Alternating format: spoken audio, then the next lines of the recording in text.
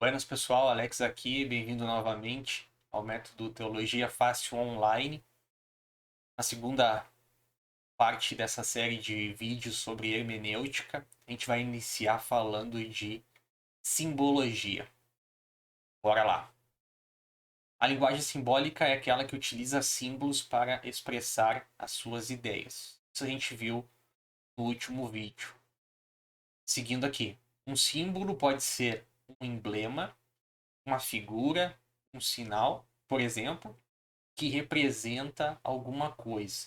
A gente falou das linguagens da Bíblia no último vídeo, agora a gente vai dar uma ênfase na simbologia e é algo relativamente fácil de entender. Eu trouxe aqui algumas características para a gente estudar.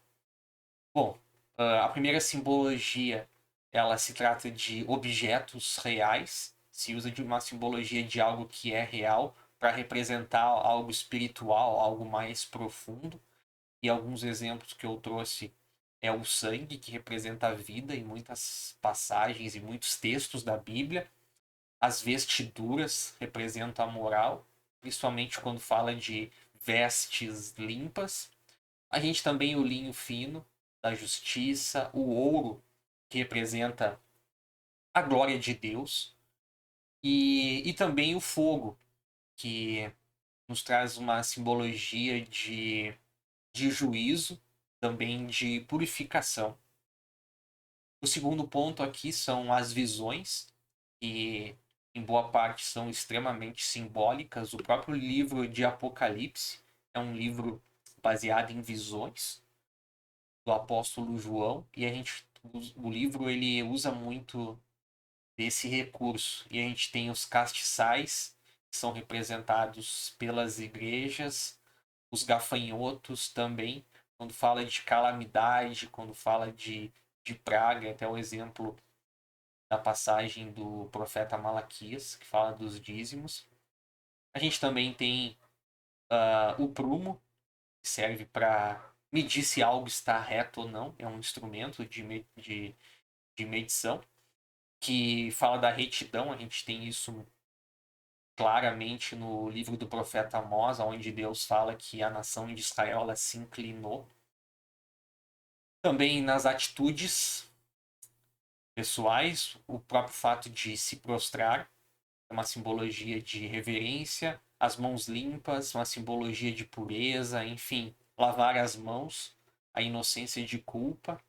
O ato de dar a mão também é o ato de render-se. Uma simbologia bem forte vinculada aos nomes. A gente tem isso no Adão, que é o pai da raça, o pai da humanidade. Também uma simbologia de Jesus. Babel representa a confusão e também poder idólatra. Sodoma, em muitos casos, é tratado como corrupção social e também como luxúria. E também o Egito, que representa o mundo e também o poder orgulhoso. E para encerrar aqui, eu trouxe alguma simbologia vinculada às cores. O azul simboliza o céu, o branco a santidade, o púrpura a realeza, o vermelho representa guerra também, derramamento de sangue. E aqui eu trouxe uma imagem de um machado bem recente que trata dessa simbologia. A gente tem aqui numa pedra a representação da Torre de Babel. Enfim, tem toda uma simbologia do que fez com que eles construíssem essa torre, e a gente sabe que o projeto ele foi frustrado por Deus. Questões sobre simbologia. Questão 1. Cite alguns exemplos de objetos reais usados como símbolos na Bíblia. Questão 2. Descreva dois nomes e como podem ser interpretados simbolicamente na Bíblia. E questão 3. Dê dois exemplos de divisões com símbolos e explique o significado por trás delas. Lembrando que a gente corrige no grupo do Telegram. Você ainda não faz parte, o link está na descrição desse vídeo, e a gente também discute as questões nas aulas ao vivo online. Capítulo 4, tipologia. Vamos lá. Envolve a busca por conexões ou correspondências entre eventos, pessoas, objetos ou até mesmo instituições no Antigo Testamento, que teve o seu cumprimento ou até mesmo o seu significado mais profundo no Novo Testamento. E a gente tem diferentes tipos a considerar. O primeiro deles são tipos pessoais, fala de pessoas, e o exemplo mais claro é Adão, que é tido sim como um tipo de Cristo. Por que isso? A desobediência de Adão, como todos sabem, a gente já viu isso lá em Demonologia, trouxe a queda da humanidade. Para isso que foi criado todo o plano de salvação com base em Jesus. E a gente tem isso lá no Antigo Testamento, em Gênesis. Enquanto isso, a representação de Adão ela se cumpre em Cristo como sendo o segundo Adão. Por quê? Nesse caso, trouxe a redenção e também a restauração. E eu consigo criar essa conexão entre os versículos. No Antigo Testamento, lá em Gênesis, a gente tem a passagem também de se Deus façamos o homem, nesse caso Adão está sendo criado, a nossa imagem, conforme a nossa semelhança. Aí lá no Novo Testamento, em Romanos, Paulo deixou escrito: entretanto, reinou a morte desde Adão até Moisés, mesmo sobre aqueles que não pecaram, a semelhança da transgressão de Adão. Que está falando é uma referência, né, de Adão até a lei de Moisés. Mas o mais importante aqui é a parte B, que diz: o qual prefigurava aquele que havia de vir. Esse versículo ele explica bem como que é uma tipologia. Fala de Adão e também prefigura aquele que havia de vir. Fala de Jesus. O segundo exemplo de tipo pessoal é Abraão, que também é um tipo de Cristo, assim como a gente viu em Adão. Deus prometeu a Abraão uma descendência que abençoaria as nações. Muitos pensam que são os descendentes de Abraão. Enfim, Ismael, Isaac, Jacó, os filhos de Jacó. Mas na verdade não é isso que a hermenêutica nos explica, nos traz à tona. Jesus, que é o descendente do qual as nações são abençoadas espiritualmente. E sim, do tronco de Abraão que Jesus nasceu. E a gente tem também essas referências, tanto em Gênesis, no Antigo Testamento, como em Gálatas, no Novo Testamento. Lá em Gênesis diz: abençoarei os que te abençoarem e amaldiçoarei os que te amaldiçoarem. Aí na parte B é mais importante para a gente no momento. Em ti serão benditas todas as famílias da terra. Aí lá no Novo Testamento, em Gálatas, diz: ora, as promessas foram feitas a Abraão e a seu descendente. Não diz aqui, o próprio texto já explica.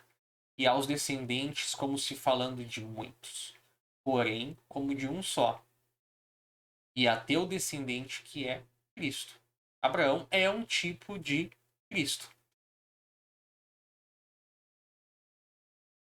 E por fim, que nos tipos pessoais, a gente tem José, também é classificado como um tipo de Cristo. José foi vendido pelos seus irmãos e depois foi exaltado para salvar sua família da fome. Ele foi humilhado para que ele pudesse depois ser exaltado no Egito. E aqui prefigura a obra redentora de Cristo. Cristo foi rejeitado, crucificado, mas trouxe a salvação à humanidade. Lá em Gênesis 50:20 a gente tem a parte do Antigo Testamento. Vós, na verdade, intentastes o mal contra mim, porém Deus o tornou em bem para fazer como vedes agora, que se conserve muita gente em vida. Aqui é o próprio José falando aos seus irmãos. Aí lá em Filipenses 2:8 a gente tem a referência do Novo Testamento. A si mesmo se humilhou, tornando-se obediente, algo que José também fez. Mais para frente, né, pelo que também Deus o exaltou sobremaneira, para que ao nome de Jesus se dobre todo joelho. Lembram que quando a família de José o encontrou, eles também dobraram o joelho, eles também se prostraram. Tudo isso a gente tem na Bíblia, essa referência, né? Imagine, pessoal, lá de Gênesis e se cumprindo lá em Filipenses no Novo Testamento. A outra tipologia que a gente vai estudar é a tipologia baseada em ritos e até mesmo em coisas. A gente tem aqui a tipologia de a expiação e os sacrifícios que eram realizados pelos, pelos judeus, pelos hebreus, né? Enfim, no Antigo Testamento. É uma tipologia que remete à expiação, à morte, né? Expiatória de Cristo. Conforme explica aqui no texto. Ó. Os sacrifícios de animais eram oferecidos como expiação pelos pecados do povo. Isso era feito lá no templo, né, no tabernáculo antes, mas isso já apontava, vejam que interessante, desde o primeiro sacrifício que a gente tem escrito na Bíblia, já apontava para o Cordeiro de Deus, que é Jesus, que tira o pecado do mundo. A ideia desses sacrifícios era pagar pelos pecados. Lá em Levítico a gente tem uma instrução bem clara disso. Ó. Depois imolará o bode da oferta pelo pecado, que será para o povo, pelos pecados do povo. Dará o seu sangue para dentro do véu. E fará com que e fará com o seu sangue, perdão, como fez com o sangue do novilho. Lá em Hebreus, no Novo Testamento, a gente tem isso na expiação de Cristo. Não por meio de sangue de bodes e de bezerros, é uma referência muito clara ao texto que a gente leu, mas pelo seu próprio sangue. Pagou com o seu próprio sangue aqui que houve a expiação. Entrou no Santo dos Santos, que era onde era feita, né, enfim, as ofertas, uma vez por todas, tendo obtido eterna redenção. Jesus foi o último sacrifício, ele destruiu o templo. A partir disso não há mais sacrifício nesse formato. Também o próprio Cordeiro Pascal, que é uma expiação de Cristo, muito bem representada, foi sacrificado e seu sangue usado para marcar as portas dos israelitas ainda no Egito, a mando de Deus, protegendo-os da morte. Por isso é um tipo de Cristo. Aqui é mais uma representação da morte expiatória.